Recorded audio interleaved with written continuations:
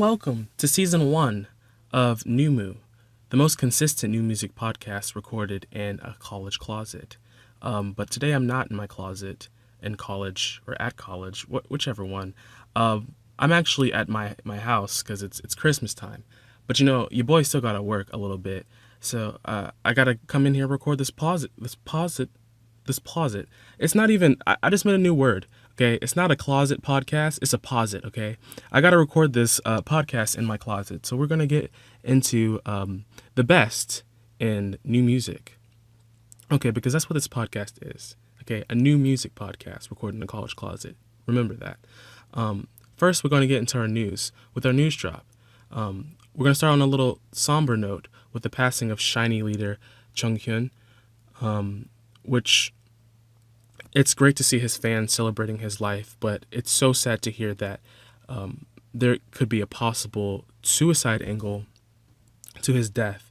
And, my heart goes out to his family and his friends and his fans, because it's so sad to see such a, influential and amazing person succumb to mental health.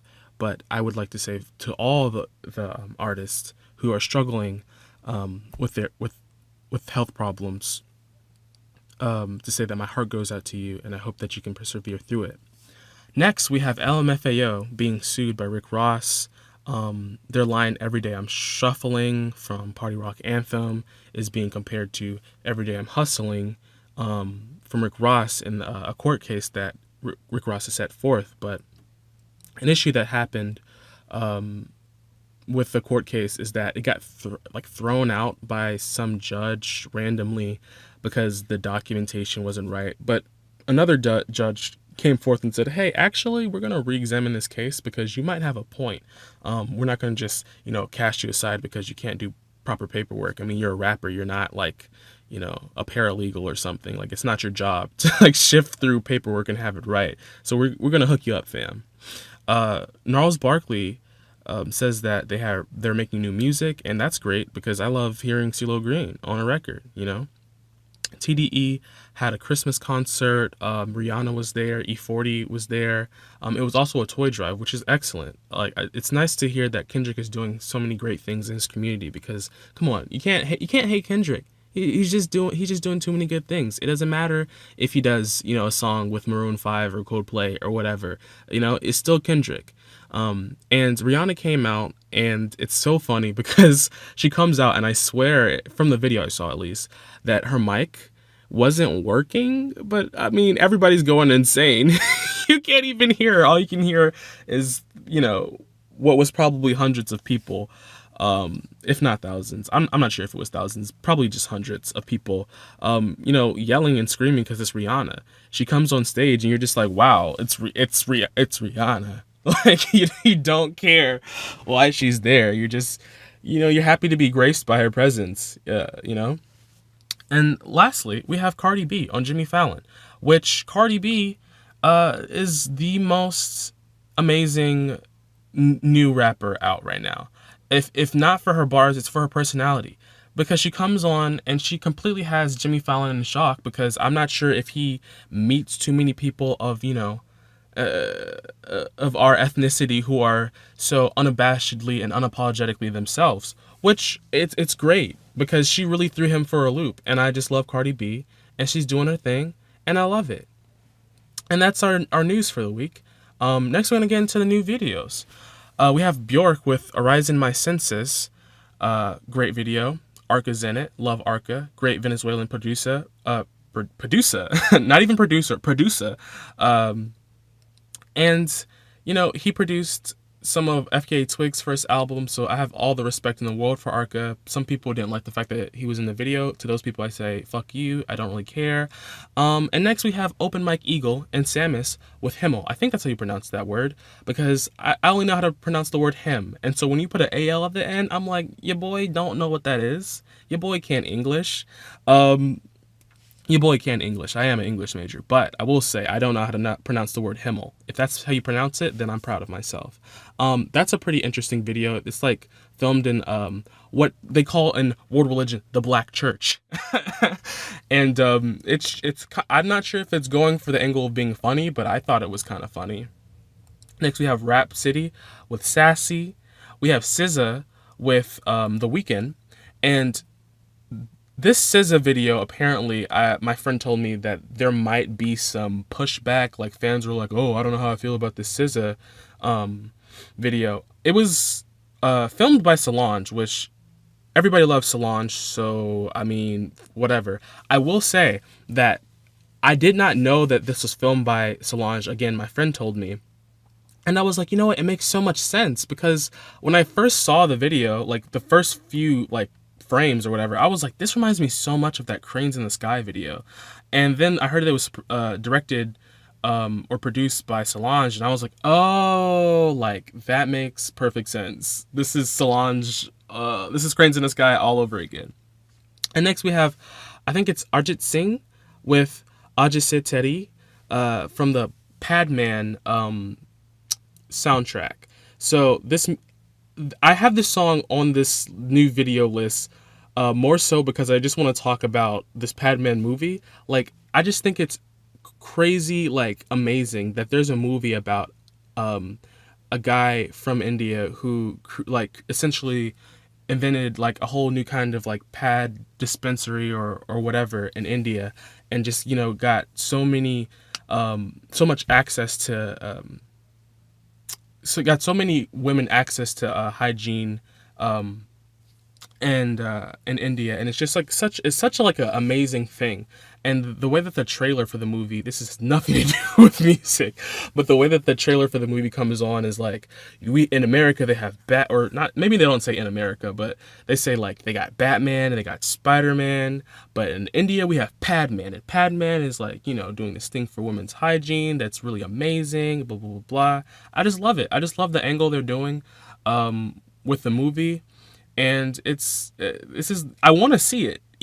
You know, I want it to come out in theaters in America, because I would definitely go see a movie about a dude who invented like a whole new type of pad for cheaper than what corporations were selling them for. That's just, come on, that's my kind of movie. That movie was made for me. Next we have our new mentions, where we talk about, you know, we give a few honorable mentions. I try not to completely butcher these can't even talk, these songs, okay, the titles of these songs, because like I said, this music that I'm getting into, maybe I didn't say this, but the music that I'm getting into is like worldwide latest in music. So I'm not sure sometimes how to pronounce these. I'm gonna use Google Translate, and maybe it's like a funny meme to experience, but this is how I figure out how to pronounce this stuff. We have MC Brinquedo. we have MC that guy with Papu Bom, and then we have Gökçe Özgül. with the song Vur yüreğim. yeah, that song. It's a remix. It's great. And then we have, Kandıramahi. why is it speaking so slow? Stop doing that.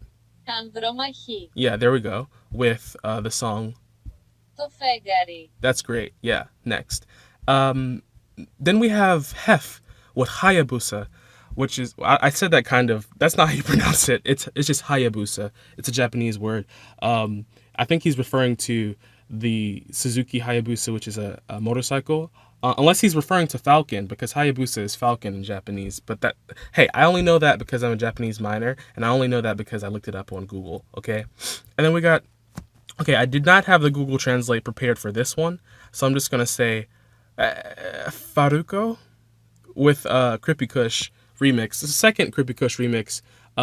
Nicki Minaj is on both versions of this remix. Nicki Minaj is on every remix this year, basically, because, you know, she's got to stay relevant somehow, okay? And this is her way of doing it. And this one has Travis Scott. The first remix had 21 Savage on it. I prefer this one, but it's not about what I prefer, as you're gonna find out later. Next, we have a segment called Cover Time, where I talk about songs that are covers that are truly stand out to me, at least. And this song, I'm gonna use Google Translate to help me with it. It's Ceyda Köybaşıoğlu Zevzek. yeah, that song. Chedalu Yeah, that's the artist, and then Zezek, I think that's how you pronounce it. That's the song. Great cover. I thought it was an original song. I found out that it was a cover, and then I was like, oh, I guess I can't put this in the new tracks list because this is not the original music. But yeah, go check it out. All of this stuff will be on a Google Doc, which will be in a Google Drive folder that will be attached to my Twitter, and my Twitter is Choto Safari.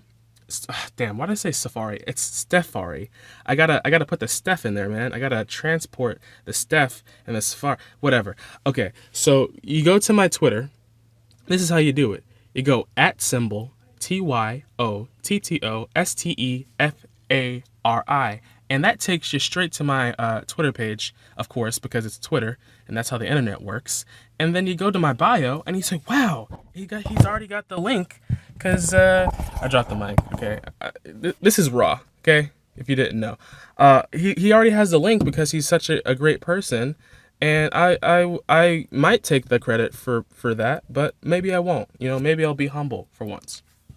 Anyways, we're going to get into our new tracks. Which, you know, I spent a lot of time curating this, which I don't know why I feel the need to tell you guys, but basically how this goes down is I open 2,000 tabs. This is not a joke. And I subscribe to a bajillion, gazillion, dadillion, and 5 channels.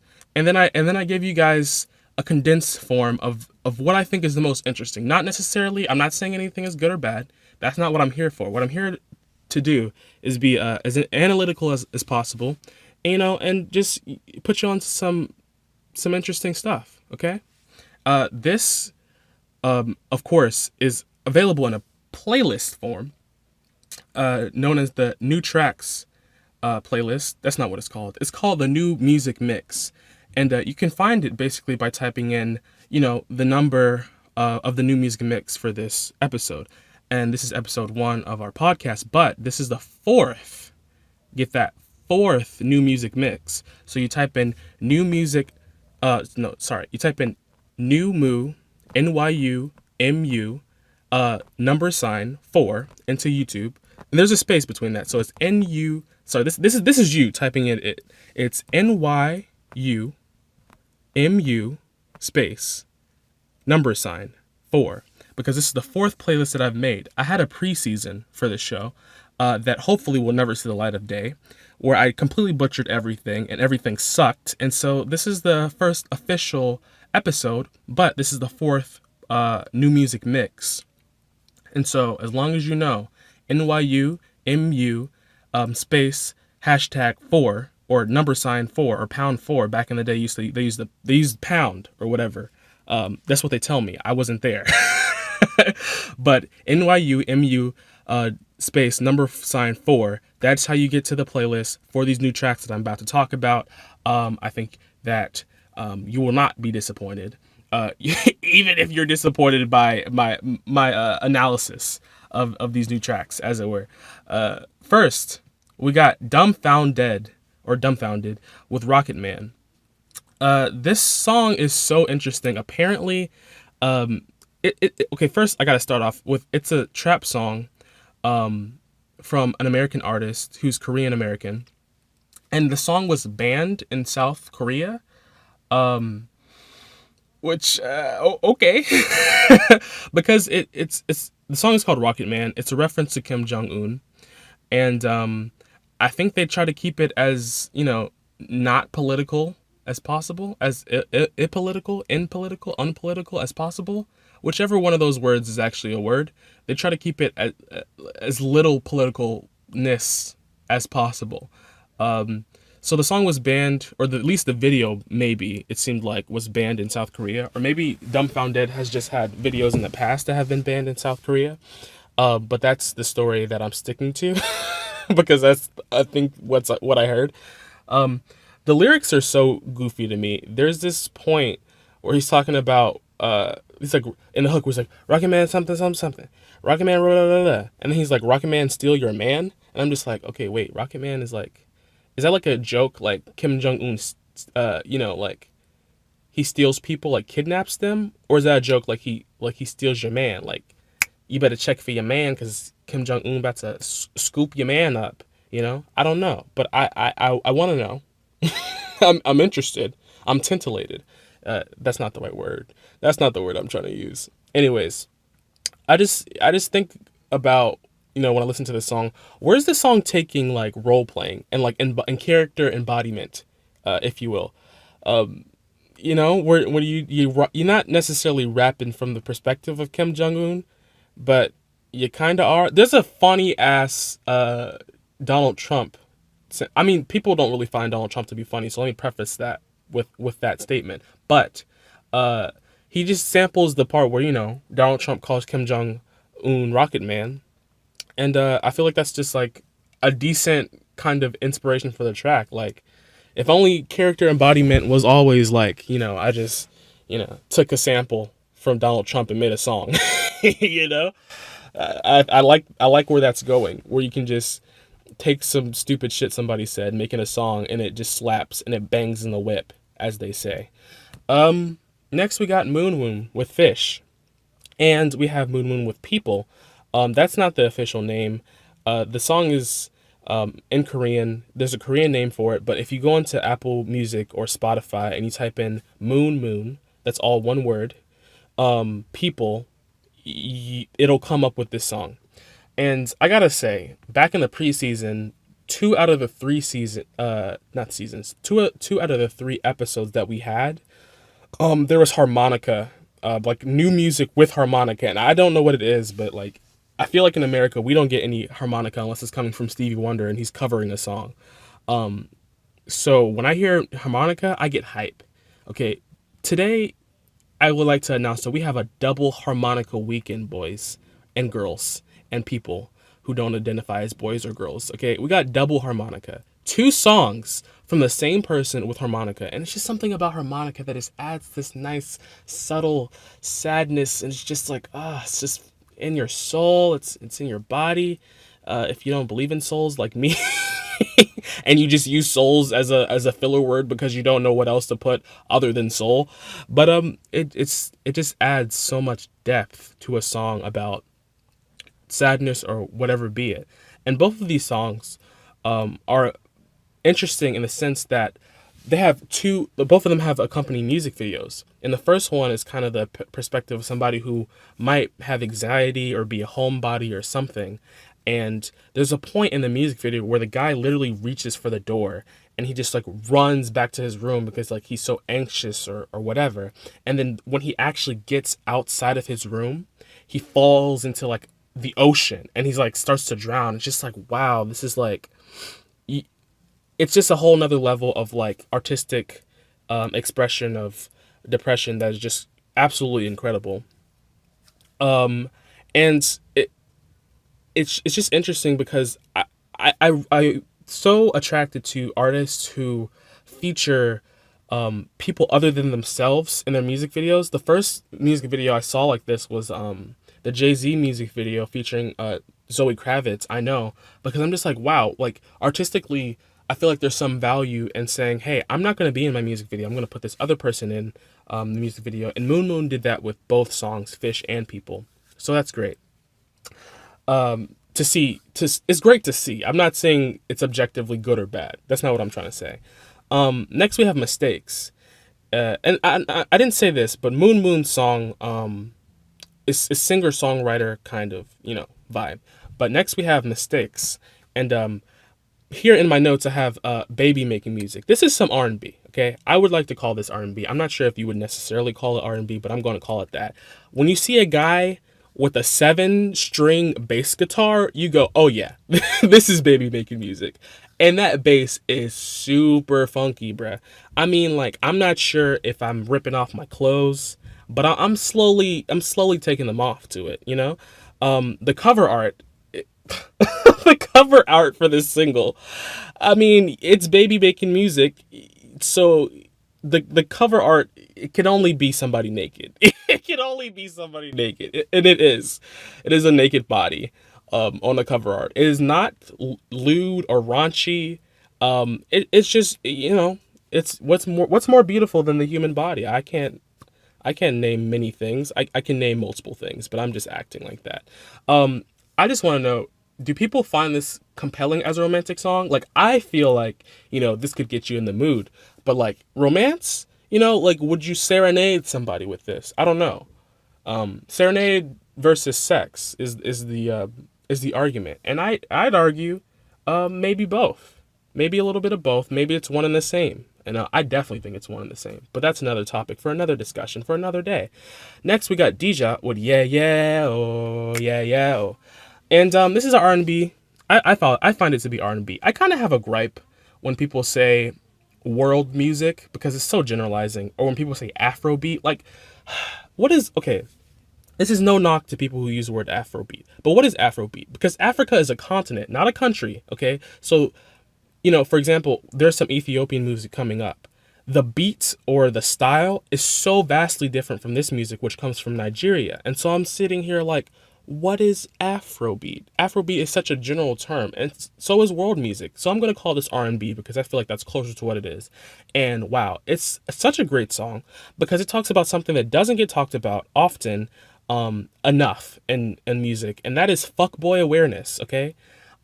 These fuckboys are out here and they try to play you, and you gotta let them know that you're not really about that life, okay? You're not about that make up and break up life, okay? You setting boundaries. You're like, look, I'm not doing with this shit with you again, okay?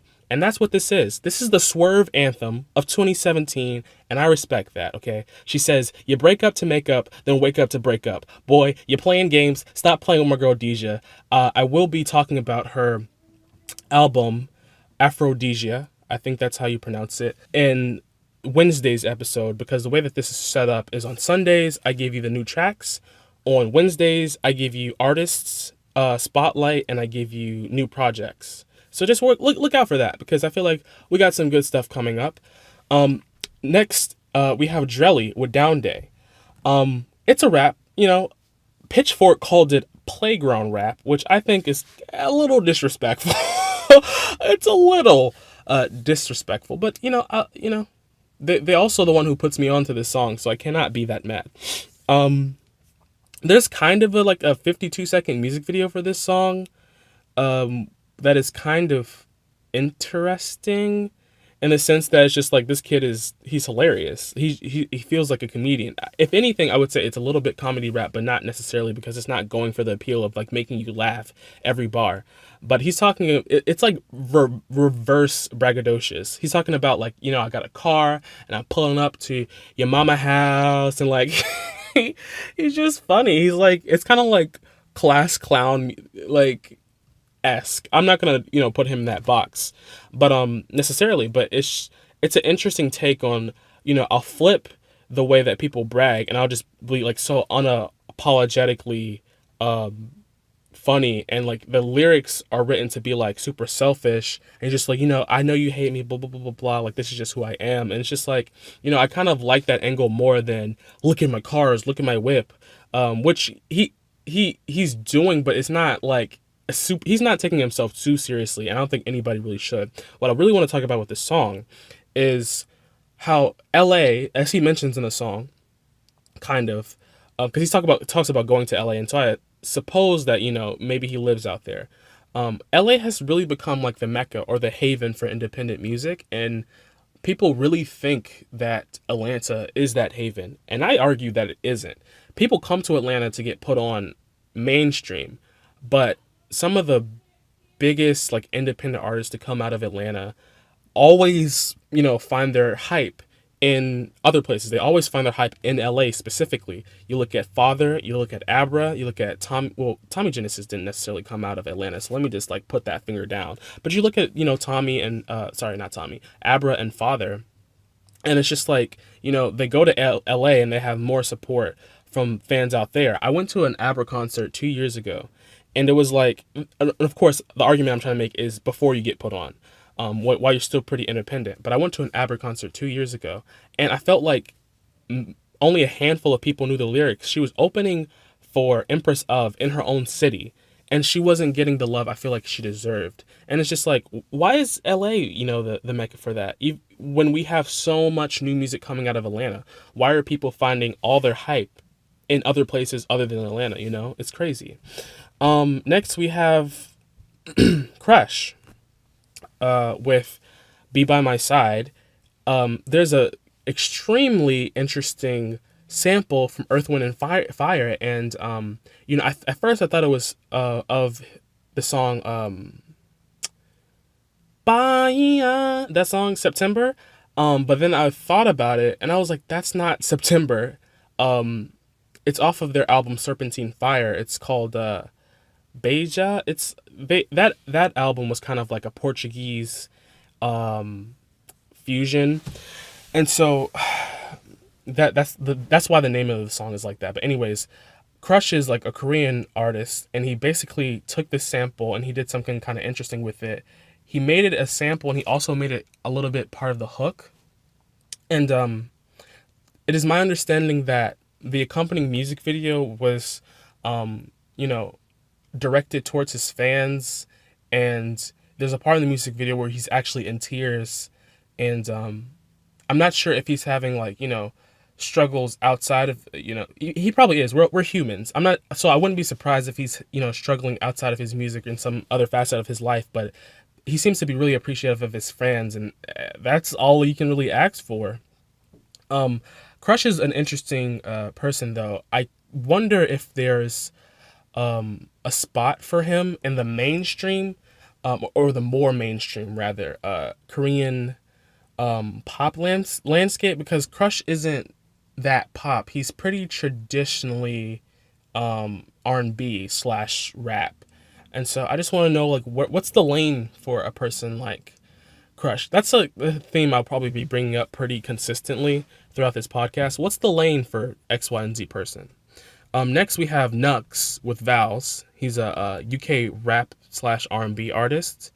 And he's really interesting because he has this charisma about him that is so, I feel like there's so much depth to it. I don't know necessarily what is going on in his mind at a particular point, because I feel like he's not living two lives, but he has like an ulterior kind of like underlying, like, this is how things really are. Because the song is about, he doesn't want to be with this girl. He just wants to, have sex with her or whatever. He's an adult. I guess that's a respectable position. My whole thing is, when you tell somebody, hey, like, I'm not really interested in, being with you in like a relationship, I just want to have sex with you. Do people think that increases your sex appeal? Do people, believe that? Like, does that work for some people? They're just like, yeah, I want to have sex with you more because you told me that you don't want to be in a relationship with me. But yeah, like the lyrics are just like, he's kind of flexing, but he's kind of not.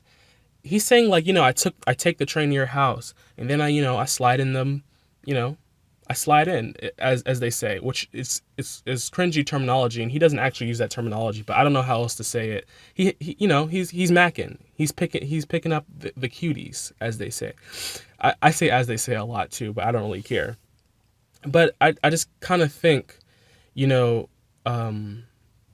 like, is it really braggadocious when you say, I take the train to your house, and then I'm getting all the girls, but you're taking the train? I feel like that's just, a facade, kind of, but kind of not. Like, it's realistic, but it's also a facade. Like, if you're really the braggadocious person that you might try to be making yourself out to be, then why are you taking the train? Which is not a shot at him. It's just like, let's just talk about it, And also, I'm so interested by this like appeal he's making, because I feel like it's almost like that Bryson Tiller kind of like R&B and rap, plus a sample delivery. But I feel like he has a type of individuality about him that is really appealing. Next, we have MC G15. I've never had to say his name out loud, but that's definitely how I'm going to pronounce it. With "Oh Menina," which I don't know what Menina is, but it's definitely about a female, because there's an A at the end. There's an A at the end. This is Brazilian funk music. Okay, and this is another point in time where I have to talk about lanes and like artists being in certain lanes. What lane is MCG15 in? And when you look at this video, you'll kind of understand what I'm trying to say, maybe, in comparison to the next song I'm going to talk about. But in Brazil, when you're that age, and he's like, maybe like late teens, early 20s, when you're that age, you have two lanes basically. You can be a teenage heartthrob, or you can be the carefree kind of like, I'm from the streets type rapper, like, I'll just be popping bottles and like, I'll be da da da da da. What is his lane? Because I feel like he tries to do both. In the sense that, his biggest songs are like these like romantic ballads, but then you look at his recent songs and like the first song that I see is like putaria, blah blah blah blah. I'm just like, whoa, like homeboy, you kind of like wildin'. You can't be like, romance, romance, romance, romance, but at the same time, at the side of your mouth, be like, these bitches, these bitches, these bitches. I'm just like, come on, man. Like, I'm not really about the these bitches music anyways, but you cannot try to be both, to me. Like, so I just really want to know what his lane is. And he just had this kind of like, I don't know, issue kind of with bravado versus romance, and it's kind of displayed in his most popular song, De Onda, because I feel like that song is being both of those things in a really kind of like not the most cohesive way. It doesn't really work out. The only person I can compare it to is like Future, but like old Future, because new Future can't do romance. Old Future tried to, and I'm not sure how well it worked. And it's the same kind of problem where it's just like I don't think you can exist in both bubbles. Like I don't think it works that well. Next we got MC Hadel maybe and MC Kevin with uh Corsao na. Look, hey, we about to get Google Translate on this. Google Translate is gonna save the day. Wait 1 second, guys. I'm probably just gonna edit that out.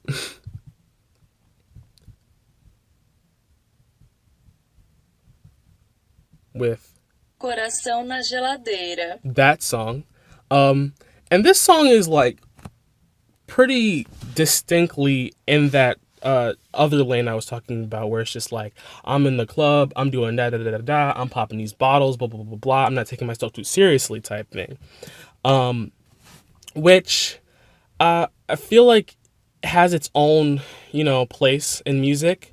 And I feel like this song is kind of representative of the boom boom tum tum effect, where it's just like everybody's trying to create that next big party anthem, akin to boom boom boom tum tum's success, because it's like the biggest funk song probably of all time at this point. And it's one of the most commercial and expensive sounding beats I've ever heard in funk music. Like funk music is starting to turn into a super commercialized thing across the world, where now it's kind of reserved to like Brazil and Latin America. I could really see it being, on the same wave, or maybe creating its own wave separate from like Latin music, as people have generalized it to be. And there's no, to me, there's no issue with their personas in terms of like, are they trying to be heartthrobs or are they trying to be carefree rappers? I think it's pretty clear that they're trying to be carefree rappers. I feel like the best example I can make of a teenage heartthrob is clearly like MC Kevio or whatever, because he puts out a song like Habola, and you're just like, wow, this guy was made to be like the Justin Bieber of Brazil. Like he's just that guy. Next we have Vasif Azimov, and man, like my Azerbaijani, I don't speak as Azerbaijani. I feel like that's the way you would say that. But look, you know who does? Google Translate does. So here we go. This is what it's. Oh wow, Google Translate doesn't have it for Azerbaijani. So we're never gonna know necessarily how their names are pronounced. But Vasif Azimov and Sebnem Karemanova, okay, with Alum Alum, and I consider this song to be like an Azerbaijani soul song. Sorry, yeah, my mom. Why am I even talking? I'm not even gonna tell you what my mom just did whatever. But basically, I consider it to be like an Azerbaijani soul kind of song, because again, I feel like the classification of world music is ridiculous, and from the websites that I saw this song on, they were saying it's pop, whatever. It's kind of like a soulful kind of song. The expression of the female vocalist is just absolutely heart wrenching, so intense, and it's this weird thing where I'm just like, can you? Is it is it weird to be emotional about a song where you don't know the lyrics, but you know that the lyrics are really impactful, or really substantive, really, emotionally driven. Uh, and I feel like what just makes this song takes the song to another level is the fact that the mixing and the instrumentation is so complex and rich. Um, and then another question I have is, does the tonality or the way that a artist talks, does that is that impacted by the way an instrument sounds? I feel as though if I were singing on this, it would be really weird and awkward because like those instruments are not like native to my, I guess, ear's palate. If that, like, I know palate is for taste, but it's not. My ear doesn't really like recognize those sounds in the same way musically that those people singing those songs do. And so I'm just like, you know, is there some kind of like psychological or physiological thing where you've adapted to fit the instrumentation that surrounds your style of music? I don't know, but it would be interesting to, get into that kind of topic. Next we have Echo, slash Echo YG. I'm not sure which one he really goes by, but the song is called Dorado. This is Argentinian rap or trap music, whatever. And I kind of go back and forth. Like, is there a clear distinction between urbano Latino music or and trap music, or is it just kind of melding into one? But I feel like this is definitely more on the trap side. Um, One thing that has to be talked about with this song is when an artist who is a person of color but isn't black says nigga in a song, does it offend you? And personally, I don't find any offense when he says trapping, call me nigga. Like, that's just like, okay, you're trapping with your con your niggas, like, I don't really care. But I feel like it's something that people always bring up. There's a conversation to be had, not necessarily a conversation I want to have, just because, like, for me, I've been black all my life, fam, and it's just like, I don't know how many times I've heard the word nigga. It definitely has its effect, and it definitely has its really fucked up place in society, but I feel like I'm not the person to judge, like, to police its use, and I feel like that's not the most prevalent issue in, like, you know our community, or like in terms of like people of color. That's not our biggest issue, saying the word nigga, in my opinion. But one thing I really want to talk about with this song, there's this part in the hook where he goes like yow yow yow, and it's like something about when he says yow or whatever is just like signaling in my head that like ad libs and like making random noises with your mouth, which these aren't, I know these aren't words. he's he's really just saying shit like designer-esque. um I feel like that kind of approach to music making, in trap music in particular, um is like the feature. Did I say feature? I meant to say future of melody. Truly, it's just like there's something about hearing a new ad lib and you're just like, wow, I haven't heard that ad lib before, that makes a song so great. Like, there's something about hearing a noise that you have never heard in your entire life that is so insanely interesting. Great is not the word. Interesting is definitely the word, because it just opens your mind to like new possibilities of ad libs, and you're thinking like, what will be the next ad lib to kind of crop up in the trap world. Next, we have a song that was literally yelling, screaming, kicking down doors to be talked about. We have this Bulgarian pop rap song, Barabana, which is by this dude Crumb and Susanita. And Susanita made this song, but the reason why this song is screaming and yelling to be talked about is, in my opinion, is the fact that Susanita is a 14-year-old girl and Crumb is a 31-year-old man, and the accompanying music video is, by American standards, a little horrifying, but by Bulgarian standards, I guess a little bit normal. Nothing in the video is that's happening is illegal, because the age of consent in Bulgaria is 14. People claim in the comment section that she's 15, but she was born in 2003. So you can't be born in 2003 right now and be 15. That's just like, it's 2017. I can do math. Like, if anything, she just turned 14, you know? And she like just launched her little like rap career or pop career or whatever you want to call it. And it's just like, I feel like for some people it might be hard to look at, a 31, somebody who's twice her age and she's like, under 18, like literally kiss her. Like it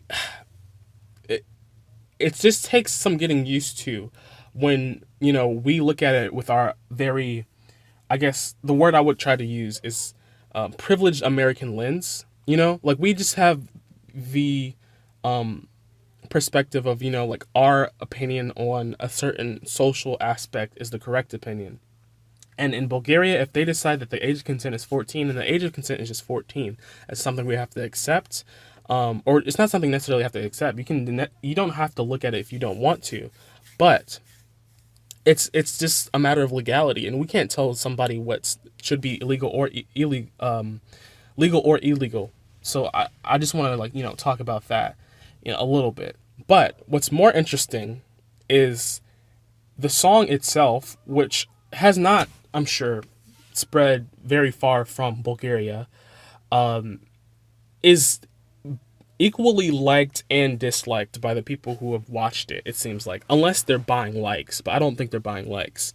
Because the song has 1 million views, so it's not unreasonable to think that, there could be 17,000 likes and 17,000 dislikes. But that's exactly how it is. The likes are almost perfectly split down the middle. And the reason for the comment, like the commenting, the reason for the dislikes versus the likes, it seems like in the comment section was like, oh, this song's lyrics are dumb, or oh, her forehead is big as fuck. Like, which is kind of crazy to think, in America we say, oh, that's kind of crazy that a 14-year-old girl is with this 31-year-old man, and like in Bulgaria they're like, her forehead. But I mean, hey, that's how it. Or these lyrics are dumb. They're probably most of the comments are just like the lyrics are dumb, and then like one person was like, isn't she 14? Which, I mean, I like that. I mean, not I like. It's interesting to see that somebody brought that up. Which, because like, I wasn't sure if that's something people had an issue with there. But yeah, I feel like it's just something that had to be kind of addressed, because it's truly weird to see this 30, and like my friend was trying to say when I told her about this song, it's not necessarily so much that the age of consent is 14 or whatever. It's the fact that when you think about the age of consent being 14, that means like anybody can, could potentially, like she's 31. It wouldn't be an issue if somebody was 16 and like she's 14. Like nobody would think twice. I mean, nobody would really think twice. But 31, it's understandable that somebody would be kind of like weird feeling about that. But like, I do want to say that that weird feeling is just a matter of exposure. And if you don't want to be exposed to that, fine. But this is the world we live in, like you can't just, shut something down because it doesn't align with your worldview per se. Because it's like what they're doing is legal, and as long as she's consenting, there's should be no issue. I'm talking about this for way too long, but what I do want to talk about is that there's this really interesting sample, in the background. It's like this, like, kind of like humming. I don't know. It's just so cool sounding to me because it's just like, it's just that's a horrible reenactment of this of that sound, but it had me hype That was like the most lit part of the song, which I mean that's an opinion, but whatever. I haven't given many opinions about this music anyway. Like I could hate this song. You would never know. But one of the things I want to kind of get into about the song again, with kind of what the comments were talking about, like charisma versus the content, or the catchiness or of a song, charisma and ability versus like content and catchiness.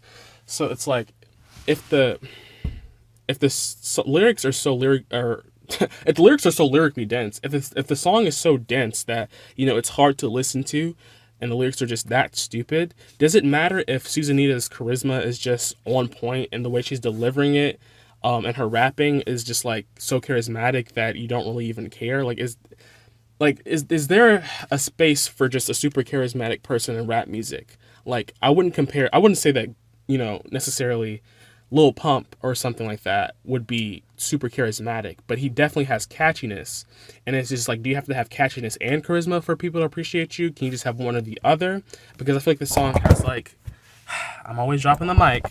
I feel like this song has catchiness and charisma, and I feel like that's kind of all you really need, um, to give me a compelling song. Like I feel like, what more do you want? But anyways, we got more songs to talk about. We got Ahmed Meki, with Wafet Nas Zaman. Maybe? Yeah. You thought that was compelling. You thought that was believable. It's a hip hop track. And I like to make the distinction that it's a hip hop track because I feel like hip hop when you're talking about the community and politics in a way that does not feel like you're talking about the community and politics. It's just interwoven. And when you look at the music video in particular, this song is just all about like this man's community and his relationship with it. His face is on the fucking street corner of his block. That is how much his community loves him and how much he loves his community. Somebody might say that's iconography, whatever. Whatever. The man is probably an icon in his hood, and that's just how it should be. He's got grandma's fidget spinning in his music video, and he's given hella bars. He looks like the fucking hood Batman. He's the Batman of his hood. Like he's just going around saving people and shit and just fucking shit up, and in a really positive way. And you get a feel for that. I want to say musically though, the musicality of this song is really interesting because you get this boom bap beat, right? And then towards the end, you got this kind of like interesting beat strip that is so trap. It's so trap music, so modern rap music. And I'm just like, wow, that was like a nice, segue. But there's this song, and I don't remember what song it is, but the piano chords at the end are literally the piano chords I've heard in this other song, but I cannot remember what it is. Maybe it's All That Matters. It's okay. I just had the revelation. It's All That Matters by Justin Bieber. The piano chords at this song are literally the piano chords from All That Matters by Justin Bieber. Okay, I finally had the revelation. I've been thinking about it all this time. I just heard that song. So I was trying to figure out, or the guitar chords from Justin Bieber's song All That Matters, but I could not figure out for the life of me what song it was. Anyways, moving on. King Gizzard and the Lizard, The Last Oasis. Super kind of like, maybe not super psychedelic, but it's kind of like jazzy, alternative rock. I don't know. People don't really call shit rock anymore. It's alternative music. This is, if they release an album accompanying this single, it'll be their fifth album, apparently, released this year, which is insane because Brockhampton put out 3 albums this year, and I thought that was impressive. King Gizzard and the Lizard has put out 4 albums this year, and this would be their 5th if they release it within this like next week or whatever. So that's super cool. There's like these really interesting flute samples, and honestly, this is the year of the flute. Mask Off, Boom Boom Tum Tum, and Bjork's last album Utopia. So much flute this year, and I don't know what it is about the flute, but it creates this like air of like dreaminess and like drifting off into an abyss, or like not an abyss. That sounds kind of dark. Drifting off into like a daydream that is just it's so compelling and captivating. It seems like to so many people this year, and people were really rocking with the flute in a way that I've never seen people rock with the flute. Next we have Asuka Ando with Amai Hito Kuchi. This is a reggae song from Japan, which I mean that might be mind blowing to some people, but hey, this is not their first record. They have apparently been making reggae music for a bit, at least since 2015. And I find that the bounciness and the cadence of the Japanese language, which is mostly comprised of these very rhythmic syllable like structures, um, that has a sense of beat to it, really fits the sound of reggae music really well. Like the bouncing cadence of the song is really enhanced by the fact that the way that the Japanese language is spoken is so simple and beat driven that it it adds a sense of like poignance, if that's even the right word. I don't really know how to use words. I just say words and hope that they have an effect. They have a sense of poignance, added poignance to the song. And it really just like, I don't know, something about it just kind of like eases you through it. And it just feels so reggae. If that's something that I'm even allowed to say. The music video is interesting in that there's these people dancing in public, which I have a little sidebar about dancing in public, but um, it goes from black to white as the song sorry black and white to color as the song progresses, and I feel like that has some artistic value. I'm not here to say what because I don't know, but it'd be kind of cool to like think about why does this video go from black and white to color? Is it like a matter of expression or whatever? Was it just like a cool effect that you thought would be like interesting and therefore art? I don't know. Intent doesn't necessarily equal like artistic value, but like I thought this had, some artistic value, even if it wasn't very intentful, at least that choice. But yeah, I want to kind of talk about how like dancing in public is always a really interesting thing. The standout, one of the standout tracks from this week is called Alo. It's an Ethiopian song. And in that video, they dance in public throughout the entire thing. And people kind of stare at them. Some people are smiling, some people are in awe, some people have their phones out. But it's just like, how does that formulate? Like how is life outside the closet? Like how are people like, yeah, I'm gonna, dance and in the public and nobody's gonna mess with me and it's gonna be great. I don't know how that goes on, but I guess it happens. I'm not really, familiar with it. I want to familiarize myself with, how do you just, have a little, it's not even like a flash mob. You literally just start dancing. And in Tokyo, it seems like when people dance in public, people don't really acknowledge it. I've seen other videos where people have danced in public in Tokyo and then people just go about their business like nothing's happening. And maybe it's just a matter of like where you are, Hey, I don't know. But if I saw somebody dancing in public, I'm watching and I don't know. I wouldn't troll or anything, but I would be very like involved. I don't care what I'm doing. I don't care if like, I'm pulling up to the hospital right now because my leg's just bleeding or something. I'm stopping to watch somebody dance in public. Next we have, this is a long string of people, but we have Hamid El Shari, maybe, Nabil, Sandra Haj, Nagham Saleh, and Mustafa Swanky with Indachinta, maybe. It's pop music from Egypt. And I'm not sure if I mentioned it, but the guy who I was talking about, who's like the hood Batman, he's also from Egypt. The one who was about the community and hip hop, whatever, he's also from Egypt. And I just want to say a lot of interesting music coming out of Egypt right now. This song really revitalized or reimagined accordion in music for me because I've always been one of those people who are just like, I hate accordions. Like, accordion is a shitty instrument that should never blah, blah, blah, blah, blah. Maybe because, like, I had issues with, like, polka music, But this accordion is just so it's, like, fantastical. I didn't want to say fantastic because that sounds like I'm trying to say, like, it's good. I'm trying to say that it's so, like, wondrous. Like, I don't know. It's just like it takes me to a headspace that I quite haven't been with the accordion, and I feel like me and the accordion are having like a really intimate moment when I listen to this song.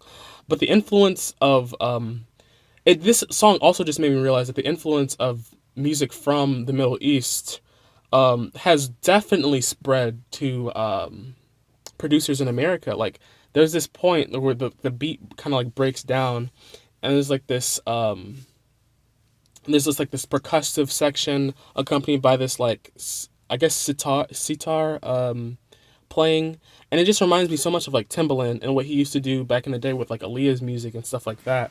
So it's just like wow, like I don't know, it's kind of like I refinding like or reimagining a sound because I'm just like wow, I've heard this sound so many times, but this is like from the source, from the people who are making this kind of music, and wow, the vocalists for this song, their versatility is so compelling and just fresh to me. And this song, amongst other songs, really broke my cultural interpretation of the Middle East in a sense that I thought that Egypt as a country was more socially conservative. I thought that it was pretty normal for people in Egypt, even in urban areas, to be covered to some extent or whatever, whatever. I didn't think that I would be seeing something so similar to my own you know understanding of culture, like it's like comparatively to like America, and I thought that this was like a really interesting delve into that. Which I'm not trying to say that I was racist and now I'm not like that's not what I'm trying to say. I'm trying to say like this just really broke my thoughts about what Egypt looks like or what Egypt is, and I think that's a really positive thing that I want to have that more. I want to have that experience more. I'm just like, wow, I didn't know that this would be like this. Um, and the beat, I don't know, it kind of reminds me of like reggaeton in the sense that like it has that kind of dun, dun, dun, dun kind of beat, kind of composition. And it's interesting to hear that kind of like poppy sound, that really modern poppy sound in Arabic or I guess Arabic music. Um, and it just goes back to that kind of beat switch that I was talking about. But I feel like this music really could be super popular outside of Egypt. It's just like, I don't know, Islamophobia and stuff like that. People will automatically go, Egypt? Oh, no, we're not fucking with that because blah, blah, blah, blah. So there's that. And that is kind of like a interesting segue into this next song because this song is from Kuwait. And I'm very much so on the bandwagon, not bandwagon. I'm in the mind state of, you know, countries that are allied with Saudi Arabia, who is, currently starving millions of Yemeni people, countries who ally with Saudi Arabia, who's committing so many like crazy crimes with the help of the United States government. Those countries just, I don't want anything to do with them. And so I kind of went into this with like the perspective of I don't want to like this song because anything from a country that, like I said, backs Saudi Arabia and Saudi Arabia is doing all this crazy shit to Yemen, like any country that does that, I don't want to hear their music. But this song is amazing. Like, let me break my own rule where I try to say, I try to be as analytical as possible.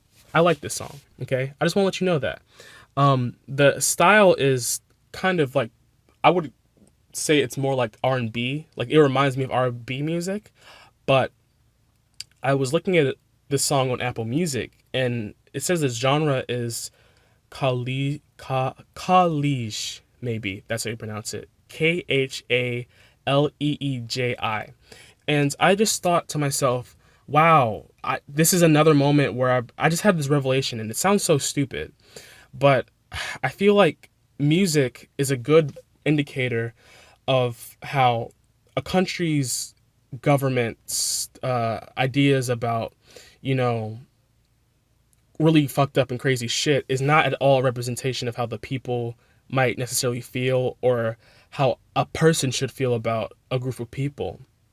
Because if Americans were to be judged based on the merits of our government, then I mean everybody would justifiably hate us, And so for me to be like, wow, I really had the game fucked up when I thought, oh, Kuwait, they're allies with Saudi Arabia, thus I can't like this. I'm not even sure if Kuwait is allies with Saudi Arabia, by the way. Maybe they even aren't. I don't know. But just to separate the political from the musical and the cultural is, I think, something that needs to happen. And I feel like I'm starting to do that And it's not always super easy to be like, well, I'm just going to separate the two, but that's something that I want to do, and I'm actively trying to work on. So also, there's like interesting story behind the music video. It seems like this guy is driving through the desert, but then he's like, it seems like a ghost or something. Like a guy in a mask is like playing like a ghost or something, and he's like cropping up behind him, and he's looking behind, and he's like singing this like super passionate song. What about? I don't know, but I think the title Ana Wahed means I am. I think is what that means. But it's really seems like a really personal song, and the way that the orchestration is that a word? That's not the word that I'm looking for. The way the instrumentation plays about the track or bounces about the track is really akin to like if you ever heard Venus as a Boy by Bjork. It reminds me of that. The strings from that song Venus as a Boy are strings that were produced in India, and this song, of course, is from Kuwait. So it was like a pretty seamless comparison for me, and I found the way that they were worked for the track to be really impactful for a song of with an R&B twist. And this song is I can't overstate how R&B this song is to me, especially because it comes in with, I shit you not, trap percussion. We're getting some trap percussion in a song from Kuwait that is R&B. How is that not mind-blowing to some, I don't know, whatever. It's just one of those songs that you play at your wedding. Do you know what I mean? I'm playing Ana Wahed at my wedding, and it's going to be lit, So that's I just want to leave it with that. Next, we got, I don't want to butcher this name, Siniet Berhanu, maybe. And where I found this song on YouTube, the genre was stated to be traditional Ethiopian music. So I will say this is traditional, okay? Also, I mentioned that there was a song that was Ethiopian that was the track of the week. This is not that song, but that doesn't mean this song is bad, of course, or good, of course. I'm just saying, this is still the new track segment, as I'm trying to say. We haven't gotten to the standout track segment yet, but there's some really cool stuff going on here. There's some like what I can only compare to Inuit throat singing and other really interesting vocal harmonizing on this song. And there's this really like, I've never heard this before, but it's like this one string or two string stringed instrument that sounds kind of grindy. And I've also think that I've heard this exact same kind of instrument in like Inuit music. If you've ever heard, I think her name is Tanya Tanak, but she's an Inuit, or she might not be an Inuit throat singer, but she's a throat singer. And it reminds me of this album that I've heard by like Kronos Quartet. They're a classical music group.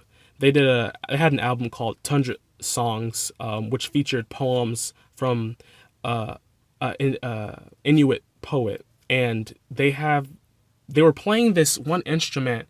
I'm not sure if it's called like a bark cello or something, but it's like this really grinding like sound. But for some reason, in this song, which is a very hype song, the grinding kind of violin noise sounds very like festive, like hype. Like this is the banger of the week. Like I will turn up in the whip. I will turn this all the way up in the whip and boom this down the street because it gets me so hype. And I don't know what it is. It's like this really like, pervasive urge in me. Like maybe it's like maybe it's my roots. Maybe my genes, my black genes, my African genes are just yelling like, hey man, this is for you. This is going back to your roots. I don't know. I feel this song in my blood, in my bones. I just feel it. And the song is literally 7 minutes long. Does not feel like it. Most hype 7 minutes of my life, basically. And the horn melodies are so like complex. There's this like there's like the general melody, and then like towards like at various points. I'm not even gonna say towards the end because like it happens so much, but like the horn melodies will just switch and just like wow, like what? There's like a breakdown, and there's like a melody switch with the horns. And it's just like like this is just like no. People think that African music is rinse and repeat. Oh, your cousin is singing, blah blah blah blah blah, same song for 300 years. Like people think like African music is archaic, you know? But this song is such a great representation of like artistic expression evolving and adapting and moving forward in such an interesting way, and people act like this music doesn't even exist. Well, the people that consciously do it act like it doesn't exist, which might not make sense, but it makes sense in my head, so I said it. But it's just really cool. The music video is interesting. This guy shows up to maybe his family member's house, maybe it's his girlfriend. I wasn't really paying attention to the story that much because I was super hyped on the song. But he pulls up with a bird, and like the person he's staying with, which might be his girlfriend or his sister or his cousin, which that's not me trying to say like that's not like a flame. I just wasn't paying that much attention. He pulls up with this bird, and she has issues with this bird. Like she has legitimate like I have issues with this bird. Like fuck this bird, and like it's just like will you let your bird go for the one you love? I don't know, like for a loved one, you know? But he did at the end, and it was really liberating and freeing, and it was cool. Next, perfect next song to have. We're gonna start our standout tracks with and this I just want to note there are two standout tracks, and that's in the preseason for this show. That didn't happen. That happened 0 times. I was just like one track only. In the words of Will Ferrell, we're gonna do one track and one track only. But I just feel like I could not snub these two tracks. They were both equally, in my eyes, standout. First, we got I don't want to butcher this, but we have Neti Hale. This is Ethiopian. Ethiopian Gurangina music. Man, when you look at the notes, if you go to my Google Drive and go to the Google Docs, that's going to be in my Twitter bio. Again, TYOTTOSTEFARI on Twitter. When you go there, you will see this in the notes, and you'll be like, I don't know what that word is either, or you'll be like, this idiot doesn't know how to pronounce blah blah blah blah blah. But it's Ethiopian. Of course, shot in Ethiopia. I'm not really sure where. I'm talking about the music video now, and it's probably possibly funded by the Ethiopian Broadcasting Corporation. I actually did some digging into this because I was just like I really I was super interested in the song, and I looked up the production company, and it looked like they were doing casting. That the same company was in casting for the Ethiopian Broadcasting Corporation. And I say that just because like the video is so well shot, which is not like a shock or anything. I'm just saying like, oh wow, like I want to know more about this production company. I want to know what they're about, whatever. But this song opened a whole new world in my mind of music. Like I was talking about before with like being shocked by like, you know, Jamaican reggae or Kuwaiti R&B. But this song was just like, wow, this sounds like nothing I'm listening to right now. This sounds like nothing I've heard in the past year. I feel like more so this song enlightened me to how impactful Ethiopia has been on reggae music. I mean, clearly you have, you know, the movement in the 70s with King Selassie and like, you know, getting back to, I guess, kind of your roots in a way with through music. But this is just like, it's like the purest form. You know when people talk about cocaine versus crack and they're like, cocaine is the purest form of like the element. This is the purest form, okay? The structure of the song is so interesting because when I first listened to the song, I was just trying to skip, like there was like the point where they give like the production credits at the beginning, and I was trying to skip that part. And I skipped into the middle of the song, and I thought it was like an odd time signature, and it might be an odd time signature, but I was just really offbeat in my head. I was like, this sounds kind of weird. And so I restarted it, and I was just like, wow, this structure is just really interesting. It's kind of like a verse hook structure, but kind of not, no, not really. The whole song is very complex in its musical arrangement, and it's just not what I initially thought. Initially, I was just confused, like, wow, this is kind of weird. It was kind of like hearing FKA Twigs for the first time. If anybody knows what that kind of feeling is like you don't know what you're listening to, but you kind of like it, but then you listen to it the second time, you're just like, this is amazing. And that's the exact kind of feeling I had. I was just like, whoa, the structure is just like, can I hear that again? It's something like it's that same feeling that I was talking about referencing in the with the other song where you just I got that feeling in my blood like this is my roots. My roots are screaming at me. You know, I don't think I'm at all Ethiopian. I'm pretty sure I'm not. I'm pretty sure I'm not even 1%. Even though they said that the first man came out of, or first human being rather, I should say, came out of Ethiopia. I feel like I don't have that much percentage in my genetic makeup, but I feel like it was screaming at me. If it's like 0.0000035%, I felt that 0.0000035% pretty loudly.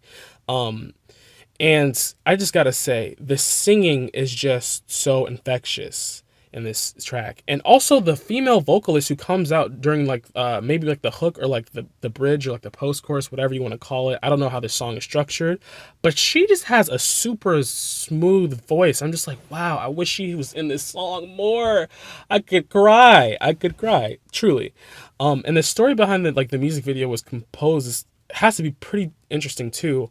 But the actual story of it is essentially the singer, I think his name is Nati. I'm going to say Nati for now on.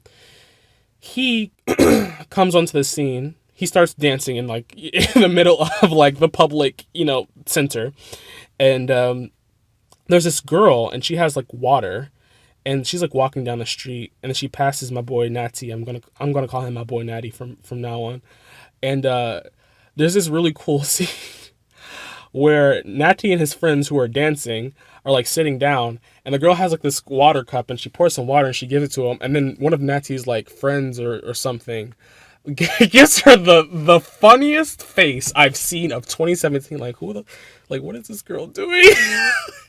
This is not related to shit, but like honestly, this makes the song. What I'm saying, it makes the song. The song is good by itself, but for me, I'm a visual person. You give me a good music video, I'm gonna feel like the song has added value from expressive standpoint.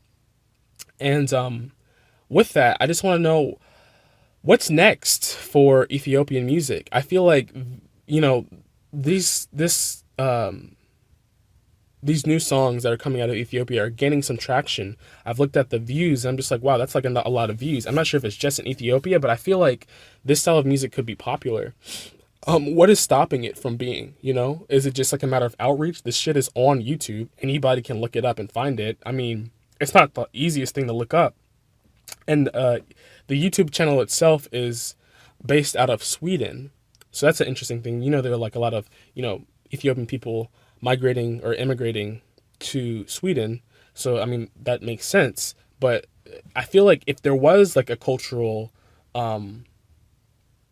movement of Ethiopian music coming out of Sweden, I would definitely want to hear that. And I really look forward to that style reaching my ears in the near future. I hope it does. Next, I want to talk about this song, which I have dubbed the reason I start this podcast. This is the fourth episode that I've recorded in my room, or recorded in the closet, rather. Of course, this is a closet. I'm not lying to you guys. I swear I'm not. This is a closet. That's a quotable. I swear I'm not. This is a closet. I'm not lying to you guys. But this song, "A High Time" by Nene, or Ne, I don't know, or maybe Nini. I don't know how she pronounces it, but she's of Japanese descent, and in Japan, ne would probably be the pronunciation. Probably not as slow as I pronounced it, but my Japanese is not the best. I'm working on my minor in Japanese, but it's not the best. Anyways, this song is the reason why I essentially, like I said, started this podcast. I wanted to find Japanese music that had like, you know, kind of like a trap twist to it, perhaps, or like an alternative R&B twist to it, and I couldn't find it for the life of me because for the most part, when you type in like, oh, new Japanese rap artist or trap artist or whatever, you get the generic, oh, you got Ko, you got Candy Town, blah, blah, blah, blah, but I wanted to find people who are more underground, and I feel like this podcast, in my eyes, is a success only because I was able to find them, and I was really proud of that. And one of the great things about this music video is it's truly alternative, truly this is not me being shade. This is no shade, but deviant in the sense that like um it's very different and on the cusp of like Japanese alternative culture, I think. This song is called High Time, right? Weed is not weed is not illegal. I mean, weed is not legal in Japan. In fact, I looked it up on Wikipedia. I'm not sure how factually correct this is, but I kind of believe it. It says that you can get 7 to 10 years in prison for weed in Japan. So it's really interesting to hear somebody, rapping about, smoking weed so like, just like flippantly, like high time shit. We still gonna blaze up 420, basically. I just thought that was really cool. The way the atmosphere in the song is built is really titillating and like I use that word again. I don't know how to use words, so if I'm using these words incorrectly, please forgive me. But I feel like it's so deserving and so fulfilling. The way that it comes on, it reminds me of the way Abra approaches production, where you give like a kind of minimalist production angle, but then you come at it with like a very passionate place or passionate tone of voice. And I just love the way that Japanese rappers and Japanese R&B singers flow. Like I was saying, there's something about the cadence and the linguistics behind Japanese and the beat of Japanese language of the Japanese language that is so appealing and works extremely well. The music video was shot, I don't know where, but I hope it wasn't shot in Japan because they're blazing it. They are 420 blazing it all throughout the music video, and I don't want to see them get 7 to 10 years in prison. That would suck. But I don't think it was. I don't think it was shot in Japan because there are palm trees. I'm not saying there are zero palm trees in Japan. That probably would be a lie. But maybe it was shot in like LA, you know? I just want to know, like, what does this song mean to people in Japan? Like, what does it mean to alternative culture in Japan? Because let's say it was shot in LA. Their audience is still mostly Japanese, a mostly Japanese audience, because this song is being reported on in Japan and or whatever. And for the most part, this group functions without the help of 88 Rising, which is like, like the biggest new Asian, rap medium. But they had one song on like 88 Rising. They haven't been on 88 Rising like kind of since, it seems like, and they're putting up their music on their own channel through like Japanese media sharing their songs or whatever. And I just want to know, like, what does this song mean to those people like in that culture in Japan? Like, how prevalent is this culture becoming? I would love to see more from Nene, and I think that like this track is so currently it's unappreciated, and I think it's just sort of really cool thing that they're doing. Next, we're gonna get into our last segment. I can't believe we're almost wrapping it up. I'm so sad, you guys. I loved making this podcast this week. I hated the last podcast I made, so I really enjoyed this one. But we're gonna start our last segment, late ones, where I talk about the the ones I missed, the ones I missed in the past. So these ones are they're a little late. In this segment in the future, there won't be so many. There are only 4.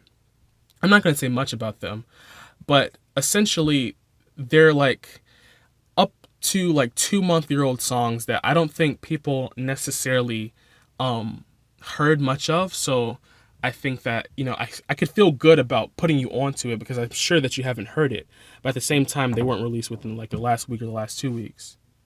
So there's that. But at the same time, they have to be brought up because, come on now, people have to hear it. First is Sylvia Jacobian. I tried. I'm sorry, I tried. With her song Sid Ins. I probably butchered that, but I love that song. And I can say I love it because like I try to keep the analytical nature for the new track segment, but for every other segment, I'm gonna say I love it. I'm gonna say I hate it. I blah blah blah. Blah. I mean, actually, I'm not gonna say I hate anything because I don't really talk about shit I hate. But anyways, I'm bringing this song back into the back to life. Back to reality. I'm bringing this song back for its catchy melody. Again, accordion. This was the first accordion track I heard this week, and I was just like, man, boy, accordion. Me and you need to talk because like I fuck with it hella. Next we got Prince, FY, also known as just FY with Check. And get this, man, Greek trap music. Okay, I'm bringing this back from the dead.